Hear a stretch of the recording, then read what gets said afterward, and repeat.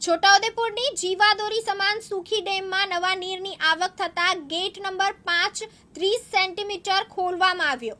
છોટાઉદેપુર જિલ્લામાં આવેલ સુખી જળાશયમાં હાલ પાણીનું લેવલ સતત વરસાદના કારણે સુખી જળાશયમાં હાલ પાણીની આવકમાં વધારો થતા અને ઉપરવાસમાં વરસાદ ચાલુ હોવાને કારણે સુખી ડેમનો ગેટ નંબર 5 30 સેન્ટીમીટર ઊંચાઈએ ખોલવામાં આવેલ છે, જેનાથી આશરે 1000 ક્યુસેક પાણીનો જથ્થો નદીમાં છોડવામાં આવ્યો હતો, જેના કારણે નીચાણવાળા વિસ્તાર કીકાવાડા, ડુંગરવાટ, ઘૂટિયા, ગંભીરપુરા, પાલિયા, સજોડ, મોટી બેજ, નાની બેજ, ઠલકી, વાઘવા, હુડ, વદેશિયા, ખાંડિયા, કોલિયારી, લોઢણ, મોટી રાસલી, નાની રાસલી, સિહોદ વિસ્તારના લોકોને નદી કિનારાથી દૂર સલામત સ્થળે રહેવા માટેની વહીવટી દ્વારા અપીલ કરવામાં આવી હતી। અલ્કેશ તડવી, દિવ્યાંગ ન્યૂઝ, છોટાઉદેપુર।